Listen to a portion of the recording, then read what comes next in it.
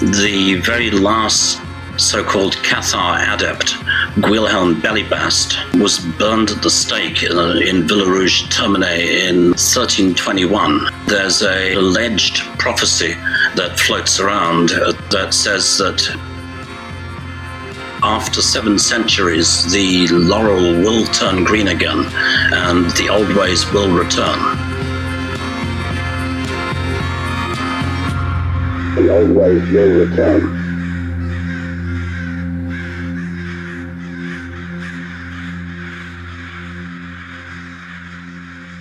The old ways will return.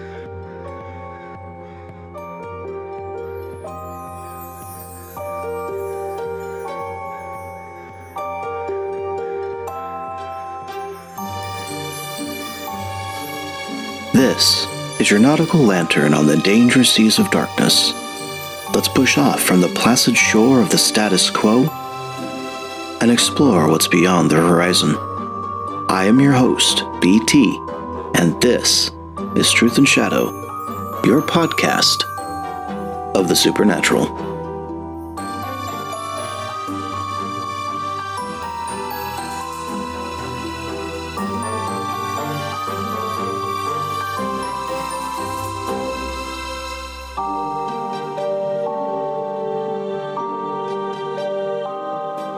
Welcome to another episode of Truth and Shadow Podcast. Today we journey into the unknown, exploring the mystical and historical realms of the French Pyrenees with filmmaker Richard Stanley. If you think his work in horror and science fiction is captivating, wait until you hear about the mysteries that surround his home. The French Pyrenees are more than just a scenic wonder. They're a hotbed of ancient secrets, myths, and supernatural occurrences. Richard has made this region his base of operations, delving into its enigmatic past and uncovering truths that most have overlooked. One of the central topics of our discussion is the Cathars, also known as the Albigensians. This medieval Christian sect, which thrived in the 12th and 13th centuries, had beliefs that sharply diverged from the Roman Catholic Church. The Cathars' worldview was a dualistic one, seeing the world as a battleground between the forces of good and evil, light and darkness, and it's a theme that's eerily familiar to anyone who's followed the show so far. Our conversation will take you through the Cathars' history, their beliefs, the violent crusade that sought to wipe them out. We'll explore how the legacy of the Cathars still casts a long shadow over the Pyrenees, leaving behind echoes that Richard has spent years decoding. And their story is one of resistance, spirituality, and an enduring mystery which still haunts this part of the world. But the intrigue doesn't end with the Cathars. We'll also venture into the broader region of Occitania, a historical area that covers parts of southern France, including the Pyrenees. Occitania is a land steeped in legend, from tales of knights to alchemists searching for secrets of the universe. It's a place where history and myth merge, creating a rich environment filled with stories waiting to be told. Richard will share his experiences living in this mystical region, providing a first-hand account of its enigmatic allure and how it influences his creative work. He'll guide us through the hidden corners of the Pyrenees, sacred sites, and the powerful energies that seem to flow from the land. For Richard, this isn't just a place to call home. It's a gateway to understanding the deeper truths of our world. And as we begin this conversation, I invite you to set aside your skepticism and open your mind to the possibilities that lie beyond the veil of the ordinary. Consider how history, spirituality, and creativity intertwine, and appreciate the magic that places like the French Pyrenees hold. Director Richard Stanley's journey through this mystical land is an exploration of hidden truths and enduring mysteries that continue to shape our reality. So, without further ado, let's dive into this discussion. Together, we'll uncover the secrets of the Cathars, the wonders of Occitania, the mystical heartbeat of the French Pyrenees. Enjoy the show.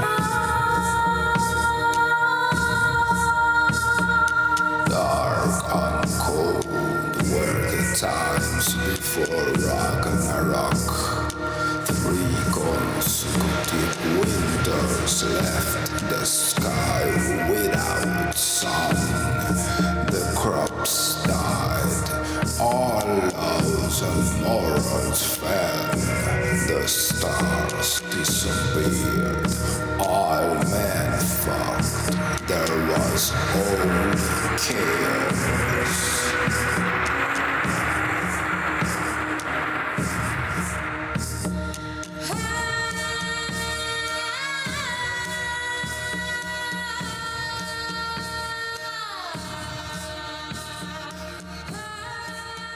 Have we been abandoned to the sea of perdition?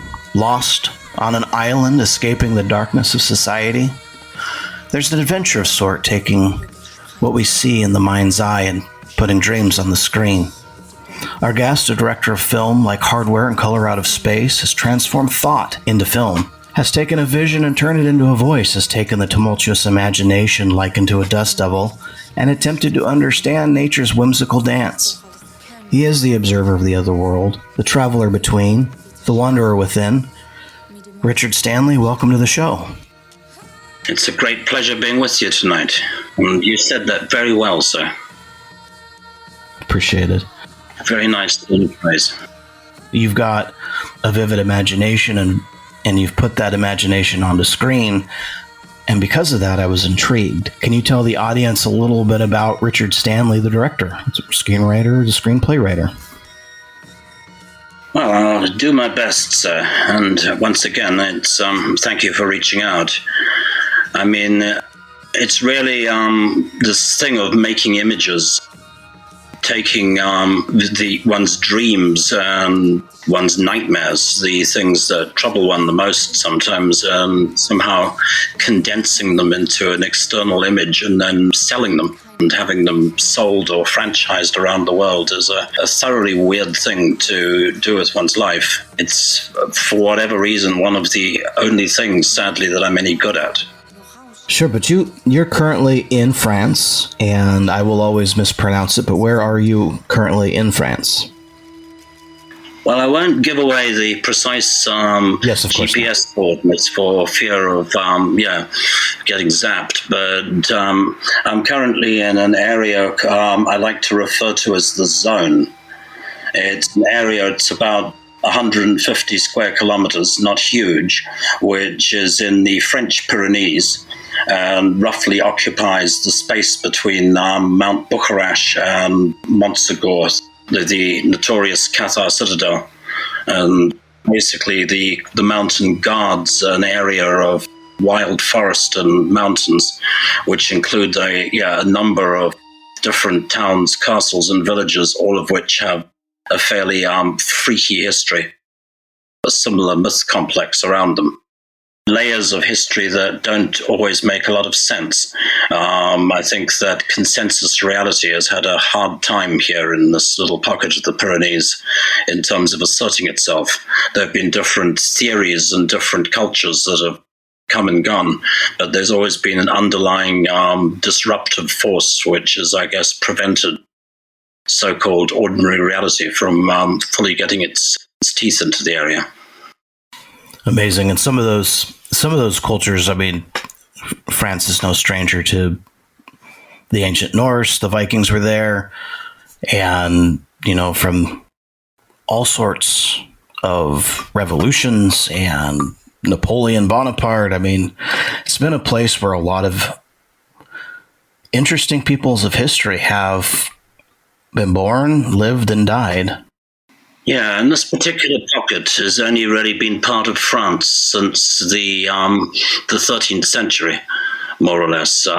Before that, it was its own independent geographic entity. In the time of the Celts and the Gauls, the time of Asterix and Obelix and the Druids, it was Septimania. And it was conquered by the Romans. It was Roman at one point. The place I'm currently chatting to you from was originally a Roman city a long time ago. Yeah, after the Romans, we had the time of the Cathars, these neo-Christians who basically got up the nose of the Holy Roman Church. precipitated a genocidal crusade in the late 12th century that pretty much exterminated the original population, destroyed the original culture, actually annihilated the language they spoke, which was originally Occitan. Then from the 13th century onwards, it came under the kings of France and became part of France. Was aggressively made into. French culture was kind of quite aggressively applied out here. I mean, vegetarianism was criminalized for a few centuries because the folk who were here originally thought animals had souls, and that people could reincarnate as animals, animals could reincarnate as people. So eating meat was a sign that you were part of subscribing to the viande, to the meat culture of France. And you were also not allowed to marry anyone unless they spoke French. In this way, they sought to breed out the Occitan people, which is effectively a genocidal policy. And as a result, it's now the Côte d'Azur in the south of France, and has been assimilated into the Great Republic, but not without a few disruptions along the way, like the War of Religions. This area was heavily Protestant in 16th and 17th century, and that was led to a lot of other friction. Yes, we call them the Cathars today, and I think the crusade against them was the Albigensian crusade. I may be mistaken on that. That's the one. And so anybody who's a buff of history might key off at the Albigensian but not know about the Cathars, and they are basically the one and the same. Yeah, and they're all kind of terms which we've come up with in the latter day to try and describe them. I don't think that they called themselves Cathars. I think the term Cathar was initially an insult. I mean, in Crusader terms, it's very notable that the Muslims talk about Kafirs. And Kafirs are the Muslim version of Cathars. Like in Afghanistan, you've got Kafiristan, which was the last area to be conquered by Islam, where paganism survived the longest. And in South Africa, Kafir is used is essentially a fight word, which is used to describe people of color. But it's really because it's the old Arab name for people who weren't Muslim, who were basically pagans, and who then thus were assumed to not have souls, and therefore you could basically buy them and sell them like furniture. So I think Cathar and Kafir are essentially two Crusade-era insults. There's a particular area in France, though, that the one specific Cathar society kind of grows in prominence, because I know that they were spread out through different areas, and they were not all, they were basically not universalists. They didn't, they had individual compounds, individual communities, and they had individual wise people that would, wise men, wise women that would run or organize their particular community. And what struck me as interesting when looking at these Cathars specifically is a later society of individuals who come to France known as the Templars. The Templars and the Cathars they have a very interwoven history, partly because the Templars were themselves denounced as heretics about 100 years after the Albigensian Crusade, and also persecuted and exterminated pretty mercilessly by the kings of France. In fact, the king slow roasted the last head of the Templars, Jacques de Molay, on the Ile-de-France, on the little island off in the Seine of Notre Dame Cathedral. So, both the Cathars and the Templars suffered hideous persecution under under France and from the Holy Roman Church. Ironic in the case of the Templars, because they reported directly to the Vatican and were effectively the strong men of God, and saw themselves as answerable to the Pope. The Cathars were effectively best understood as sort of medieval hippies, from the point of view that they were pacifists, vegetarians, effectively peace-loving. Whereas the Templars obviously are a warrior knight dynasty who were I guess, very different in the way they expressed themselves. But here in the south, here in the zone, the two streams run together because they coexisted. I think the Templars tacitly protected the Cathars. It's pretty clear that in areas within the Templar sphere of influence, the so-called Cathar faith, the heretical proto-Christianity that existed back then, managed to survive, in some cases, centuries longer. Yeah, there were no persecutions, no mass burnings in the villages watched over by, say, the Templar commandery of Bézieux, which is just down the valley to the right of me, and watches over an area called the Val d'Ur, the Valley of God. And basically none of the towns in the Haute-Rasée or in the Salles Valley or in the Rennes region suffered mass burnings or destruction at the hands of the Crusaders. So I suspect that in order not to get into a fight with the Templars, and if the Crusaders kind of tactfully went around the Templar lands and left. There's also strong evidence that the Cathar leadership were shielded, at least for a while, by the Templars.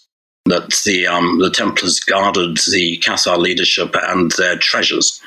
This notion of the Knights Templars guarding the Grail that turns up in Parsifal and Wolfram von Eschenbach might arise from that.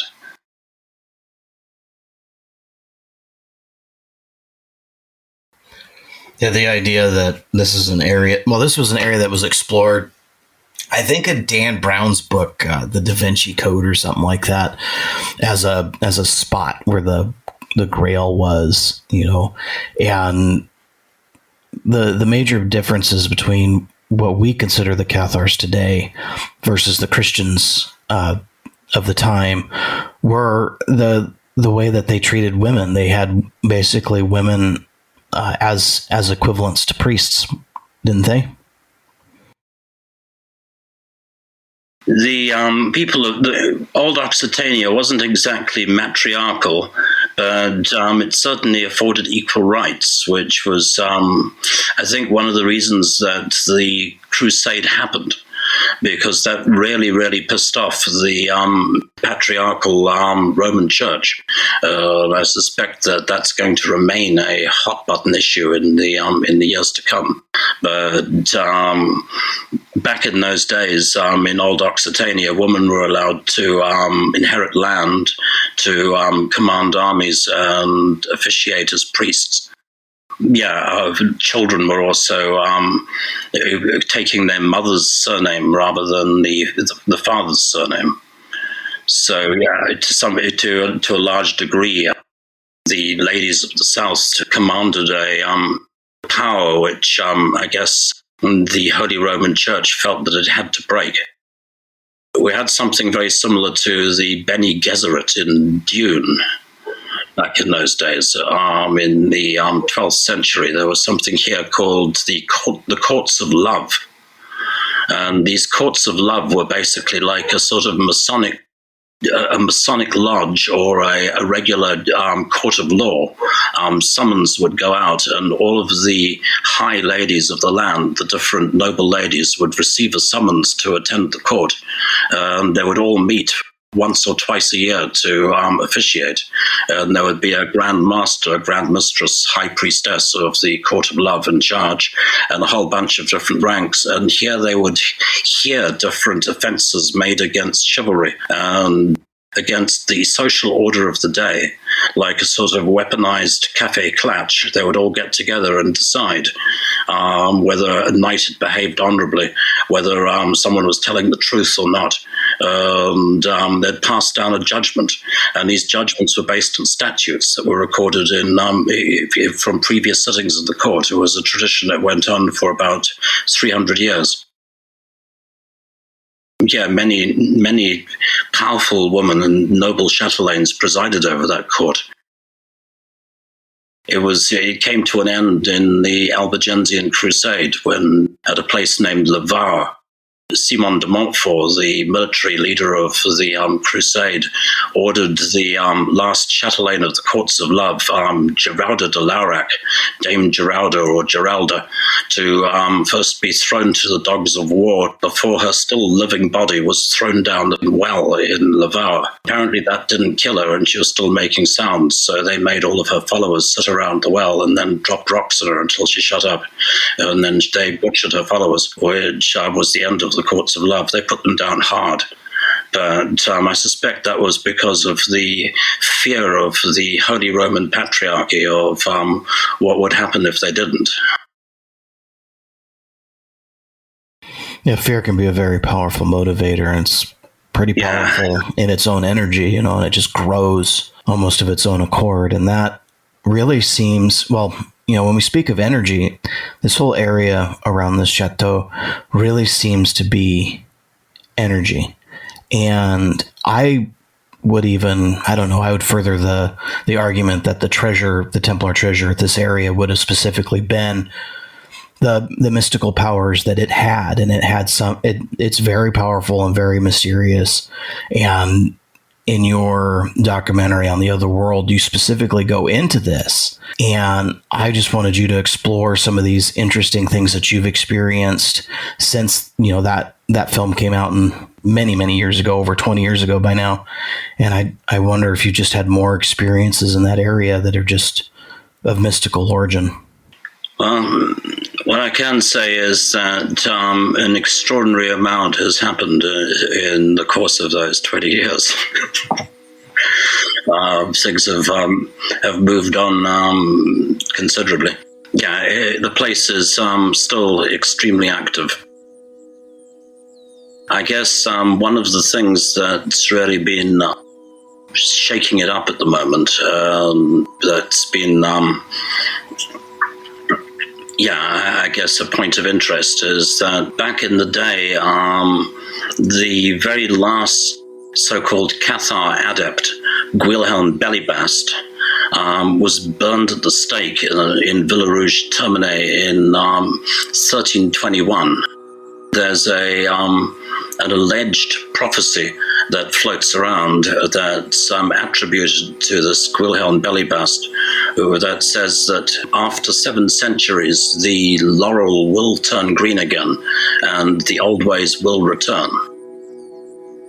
This notion that after 7 siècles, after 7 centuries, they will return, that the edifice of the Holy Roman Church will fall, and in Occitanian terms, the South will rise again, has been floating around because obviously 1321 and 7 centuries gave us the due date of 2021. An awful lot has been happening out here as a result for good and for bad.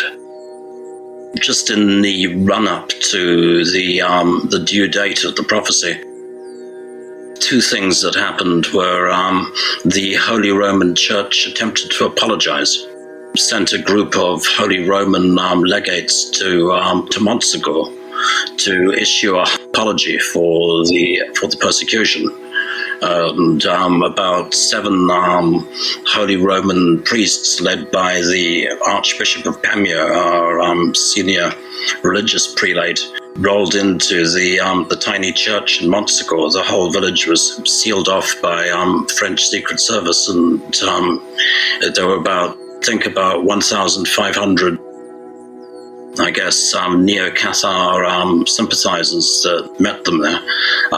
They knew about the prophecy, and they all came with shepherd sticks and sprigs of green laurel in their hands. They were then in the church forced to sit through a Cathar mass said by women in a consecrated Holy Roman Church, which is probably the first time that's happened. They sang a couple of songs, and everyone cried a bit. They issued a very half-hearted apology where they said that the Holy Roman Church apologizes for fighting fire with fire and for committing acts contrary to the Gospels. which is a little bit like the ATF saying that the Branch Davidians shot first because they included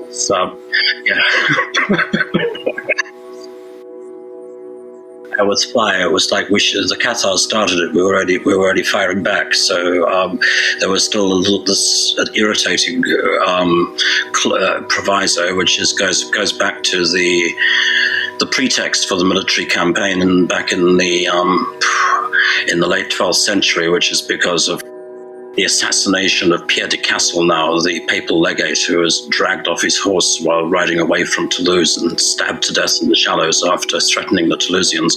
And this was the pretext for Pope Innocent III calling the campaign to begin with. So they're still kind of clinging to that. They apologized for fighting fire with fire and for committing acts contrary to the Gospels. Also, the Dominican order refused to participate.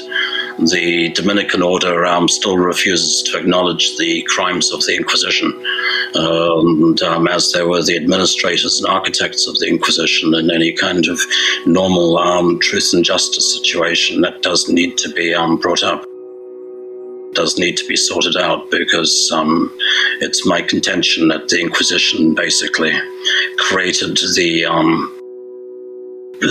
template for the modern police state. For everyone from the KGB through Homeland Security. I think the Inquisition have a lot to answer for in terms of the system of persecution, bureaucracy, and terror that they brought to the world for 7 centuries.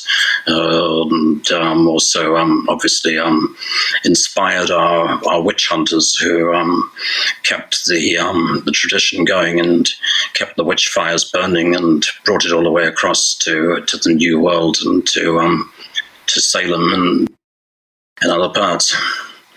So I figure it does need to be eventually rooted out and dealt with.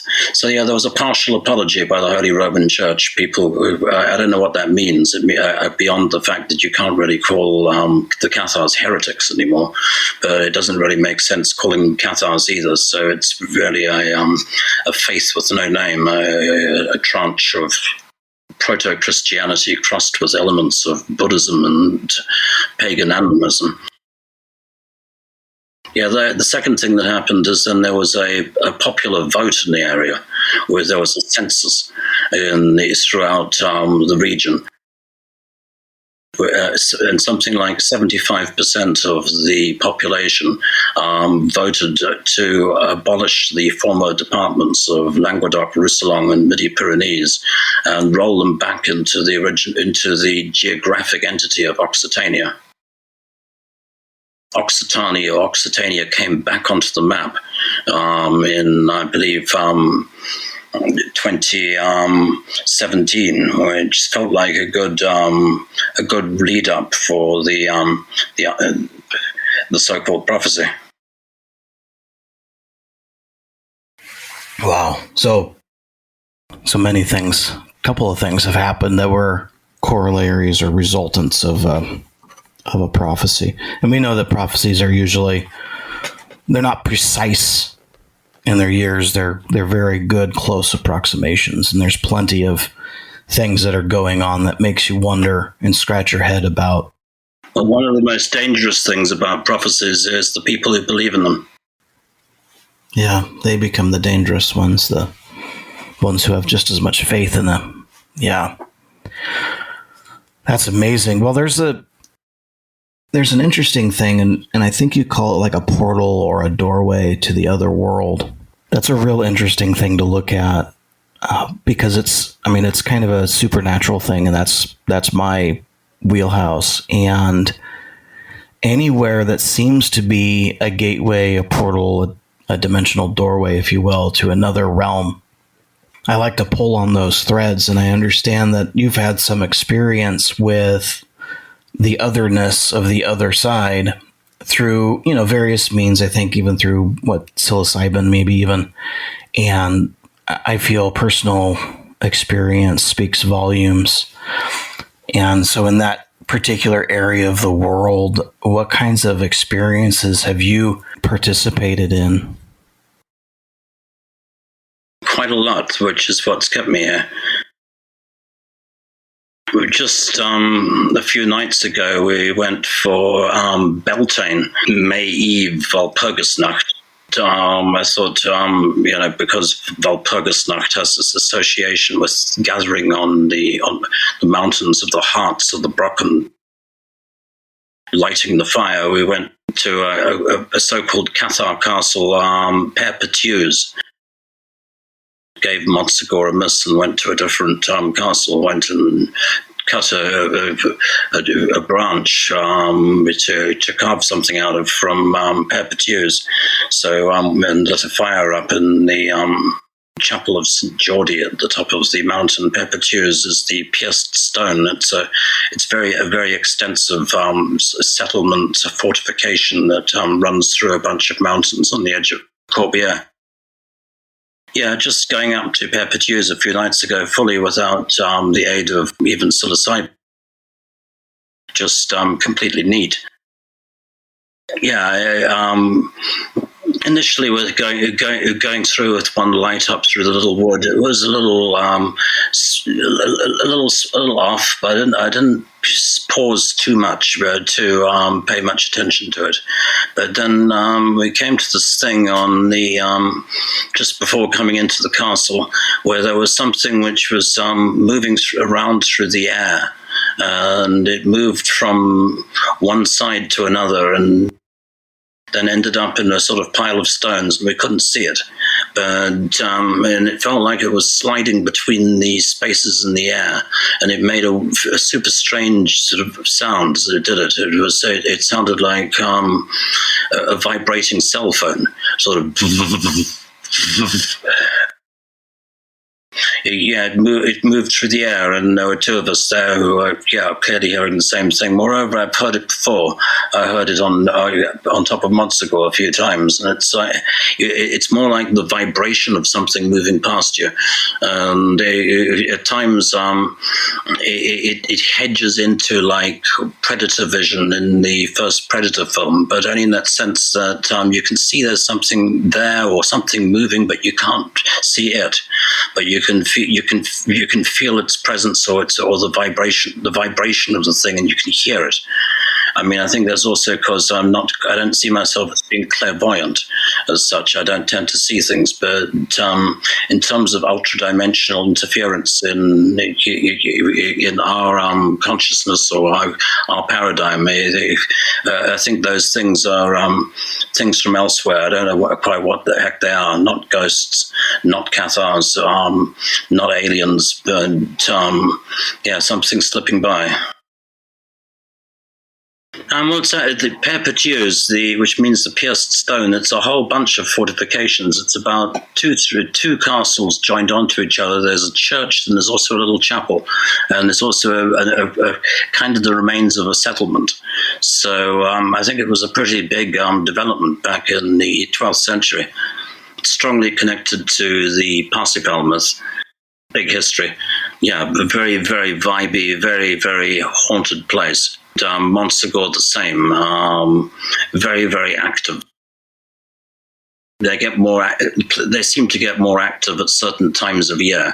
They seem and in phases of the moon. But I would defy anyone to spend a full moon in either Montsegur or Perpetues and not come down changed by the experience. Yeah, this is the site that has basically a calendar that marks the solstice. Yeah, Montsegur has a solstice phenomena. The existing structure on top of the mountain is aligned so carefully to the seasonal positions of the sun and the moon that on the morning of June 20th to 21, and actually for an overlap of about a week on either side, the embrasures in the east-facing wall of the castle capture the first rays of the rising sun and somehow condense them into beams of red light, which they seem to do by, I guess, using the Earth's atmosphere as some kind of natural prism. These in the castle's current state, draw sort of lurid, glowing red rectangles on the interior of the balustrades on the far wall of the dungeon keep.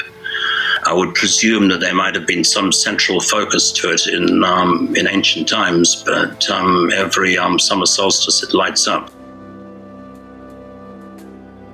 The winter solstice on December 21, thereabouts, it does a similar thing, aligned the other way, basically demonstrating at the least that the folk who built it had a pretty reasonable knowledge of the cosmos. Yeah, I mean, there's a lot of dismissive arguments about the creation of solar calendars marking basically just the solstices. And the major issue is it's like, well, these guys just needed to know when to plant crops and when to deal with their fields. And that seems like such a dismissive argument that, I mean, it should dismiss that argument. It's a dismissive argument to just be dismissed, because there doesn't seem to be a reason for a building like this to have that occur, right? I mean, if it's for farmers, and farmers are, I honestly believe that to be a farmer, you had to be an astrologer, and they could do the scenes, the signs well enough without the assistance of a building. And that means the building has more than meets the eye. Yeah, I mean, and Montsegour's got real problems with the way that it's constructed. It's not constructed anything like a castle. It comes across more like a church, and doesn't have a heavily fortified gateway in the front, but has two doors, and it's an oddity. And the castle's also only been examined by archaeology once, really, by a group called the Graham, who did an archaeological appraisal of the site in the 1960s, going into the 70s. Yeah, long without the recourse to ground-penetrating radar or anything we might have today. The Graham report on the solstice affected Montsegur, the official line in so far in terms of any explanation for the solstice effect, it simply says that the so-called solstice phenomena in the north-facing tower have not been scientifically witnessed, documented, or verified. Wow. Yeah, even I find the humor in that one. Oh. Yeah, we've unscientifically witnessed them every year, and they appear on postcards for the region. Right. But there it is. Beyond that, there's a kind of freaky geometry going on in the area where things are very carefully aligned with each other. Right. And see, that gets missed. You know, like I said, that gets missed when a person just argues that this is for farming, right? That's missed. The idea that you build buildings in a geometric alignment, well, that's not for that. You know, the argument doesn't follow, and it's kind of one of those things that really sits uneasy for me just to even have people argue that. And subjective experience. When people have these subjective, mysterious experiences, like you said, spend a night in the area in a full moon and not come out of there changed. Yeah, I mean, it's absolutely. I mean, beyond that, I was thinking of giving out merit badges, because there's kind of like the Boy Scouts in the old days, because there's kind of a series of things that you just can't do without it coming away altered by the experience. I mean, try swimming in the Devil's Lake. Spending a night at the full moon on Montsegur, or spending one night in the Cave of the Hermits or the Église in the Ariège. Yeah, there's clearly some sort of force at work. What's neat about Montsegur and challenging is that it's also a force of magic, because it's not just natural. It's a natural force that's been concentrated or channeled by some now lost to us sorcerous science that existed back in the 12th century. And back before the Crusade, there was a big overlap with the Jewish population. There was the Jewish population were not persecuted under the Cathars, so we had a Jewish school of medicine in Toulouse and a school of magic in Salamanca, and all of the great books of the Kabbalah, the Zohar, the Sefer Yetzirah, were written here or in northern Spain, southern France in the 12th century. However, also within these ruins, within the Cathar castles, we also see the first flowering of Gothic architecture, like 100 years or so before the cathedrals. We see the first use of the goose foot, this 33-degree measurement for creating arches and roofs, and so there was a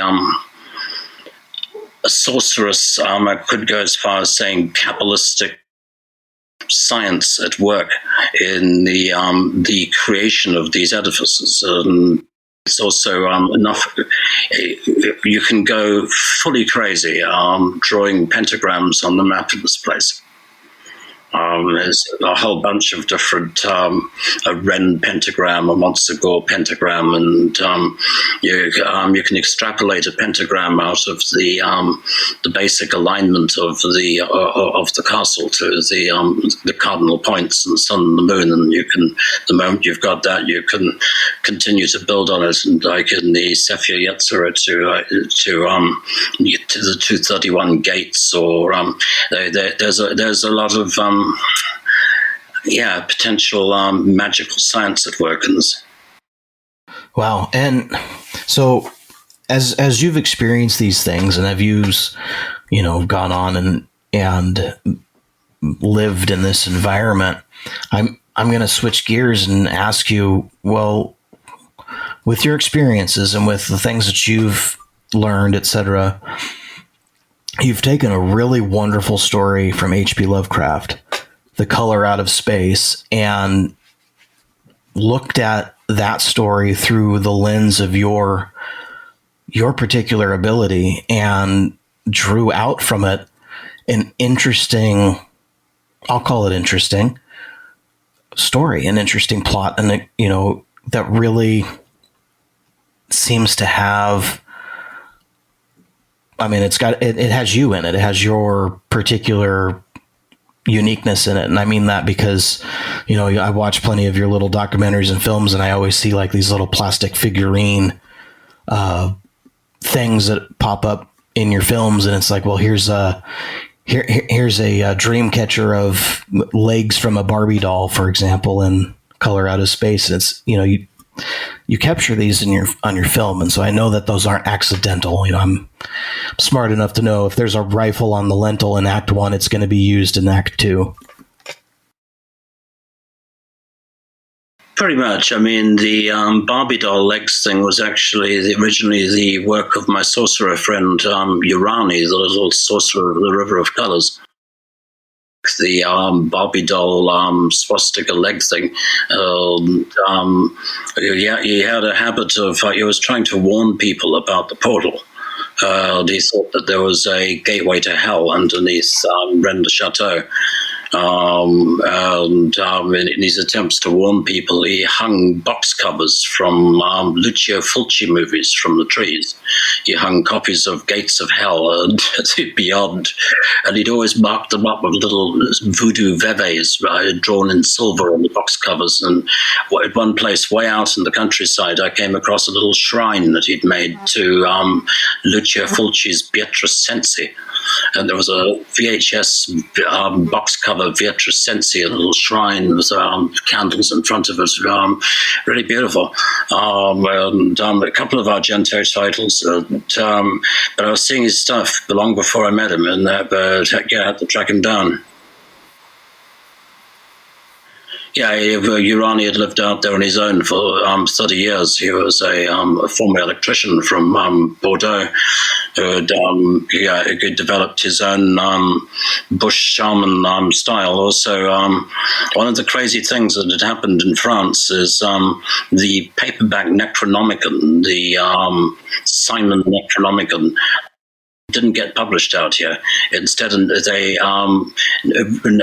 no French edition of the Simon Necronomicon. Instead, a company mass-produced a translation of the Hay Wilson Necronomicon, which was an earlier hoax, but was widely translated into French. And Urani had a battered paperback copy of the Hay Wilson Necronomicon in French, which he was working from. Yeah, and we see that in Color Out of Space. You actually do have a shot of the Simon Necronomicon there in the girl's room. And, the fact is that these weird transgressive things seem to change people. And, we watch Nicolas Cage's character go from a certain kind of father figure to warped and really introspective and kind of a twisted introspection based on this aspect. And I wonder, I kind of want to just probe Mr. Stanley. I want to just probe your brain there for a minute and just go, this is kind of what I saw when I read Color Out of Space. And this is how I envision that to put it onto the screen for us. Yeah, and versus obtaining to, where Nick's character goes and ends up. One of the things I'm happiest with in Color Out of Space is that when Ward and the sheriff arrive at the house, pretty much all of the dialogue is Lovecraft's. Because a lot of the arc in Color Out of Space is dictated by attempting to rationally arrive at where Lovecraft ends up. Nathan's dialogue at the end is pretty close to what's in the story.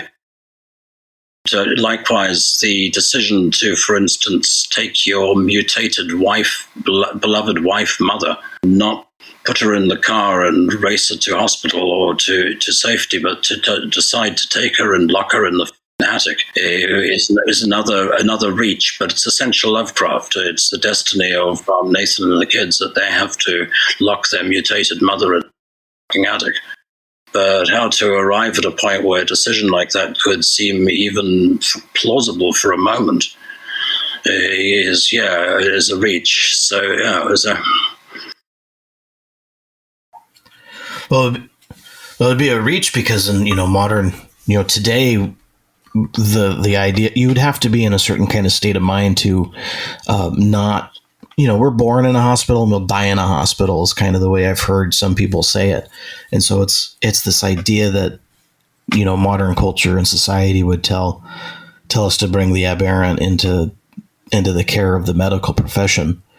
Whereas we know that the mother has this cancer from the beginning. That's the whole, there's an impetus of having a ritual at the beginning to find a cure for mom so she's no longer cancerous, so on and so forth. And that cancer grows. And I think it puts a thumb on the reality of what we do when the trigger's pulled, what the humans should do and what they shouldn't do. And the aberrant decision to, like you said, lock the mother up in the attic, that's totally Lovecraft. You're absolutely right. He would just put the crazies out of sight, out of mind. And you're absolutely right with that. And that's kind of what we do with mainline culture and society anyways. Like you said, the castle, the church, the building there only got one archaeological examination, and nobody's brave enough to sit in a full moon and document it scientifically. this is what we do. And I think you did a really good job putting that vision into Color Out of Space. No, thank you, sir. I mean, it was the sheer existence of that film is an anomaly of a glitch in the paradigm, I guess. Allowed that to happen, but it was under very crazy circumstances. I mean, we had a sort of active working budget of about 3.5 million to actually spend on the ground, and we had to shoot it in January because Nick was only available for 4 weeks. There was at a point in time when the whole of New England and, like most of America, even Savannah, Georgia, was under heavy snow.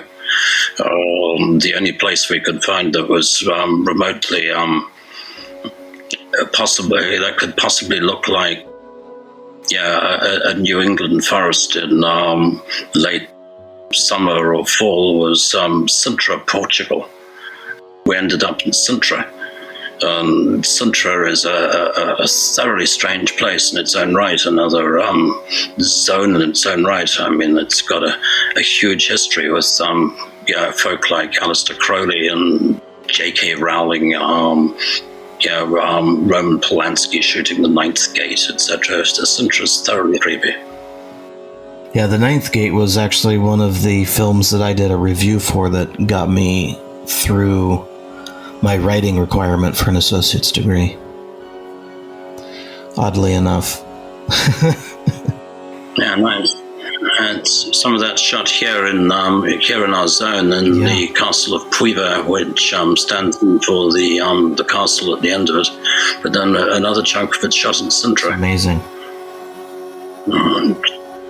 Yeah, they went to some strange locations, and surely by choice it was. But I don't know. I mean, I ended up in Sintra by accident because we just had to shoot, and we had to find somewhere in that time period. Then we went there, built the farm, and shot the beast. It's real easy to be a Lovecraftian purist and go, well, that's kind of not exactly what would happen, and it makes more sense because you look at the stuff from where you are now and the things that have gone on where you are. More of those things make sense because this horror, this cosmic dreadic horror that we can't put a thumb on is exactly what drives us to kind of look at it deeper.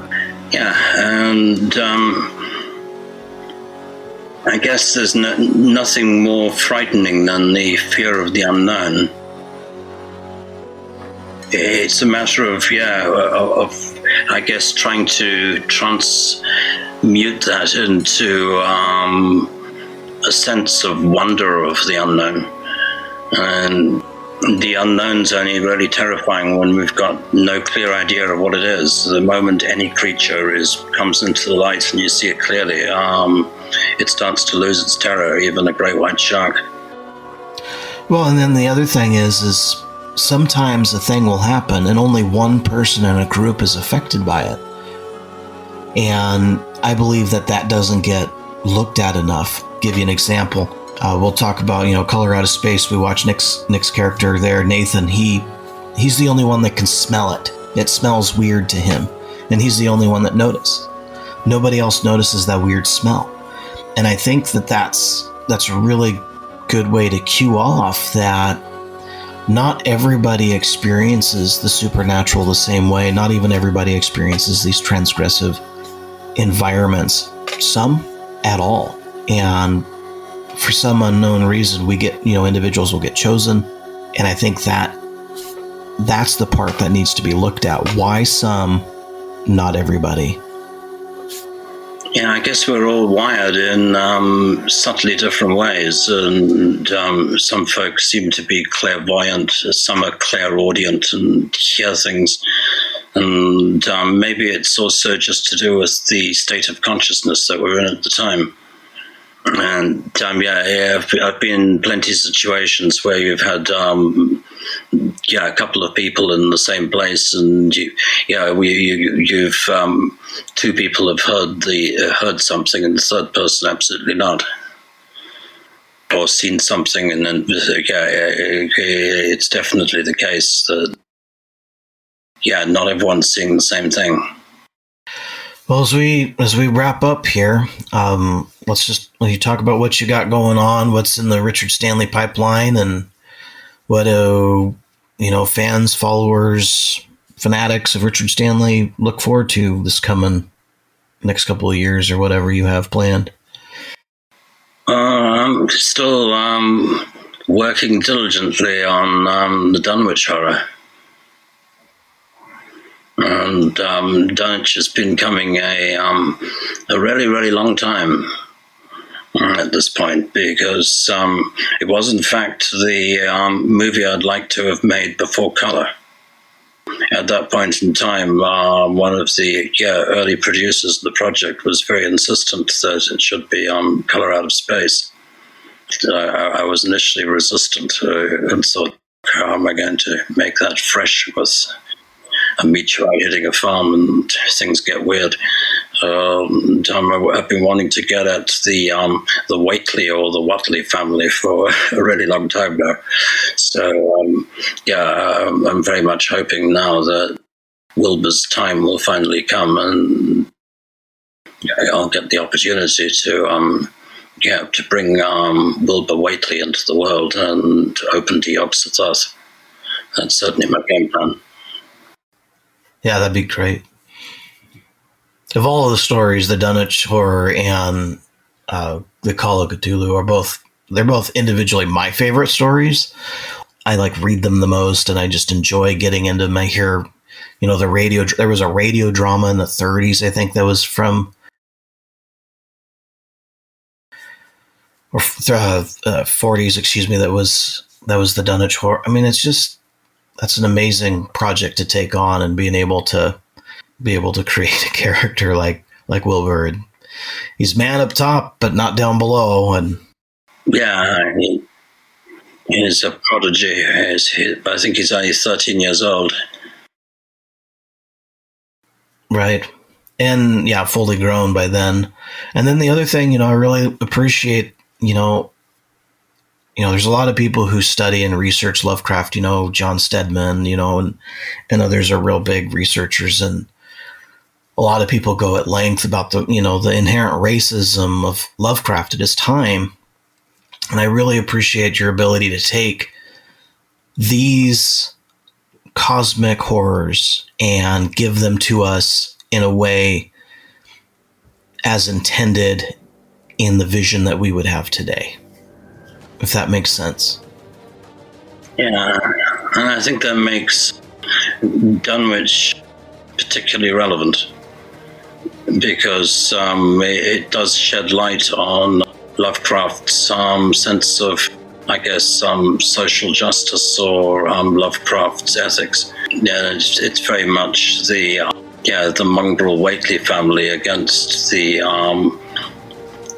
guardians of the library, of the ivory towers, and it's pretty clear to me that Lovecraft's on side with the librarians, which makes it I think a relevant conflict, and one that needs to be examined in terms of what Lovecraft's fears and intentions. Yeah, the growth of the intelligentsia against the more primal. Yeah, I took, I guess, primal chaos. All that Wilbur represents. Well, thank you, Richard. I really appreciate your time, and I look forward to the Dunwich Horror, and probably try to talk to you again sometime. So I hope you have a great... I know it's late for you. I really appreciate you staying up to talk to me. Yeah, man, it's been a pleasure.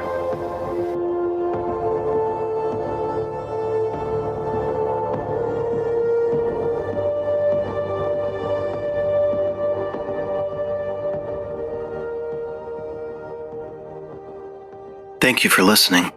This is a free podcast based upon the value for value model.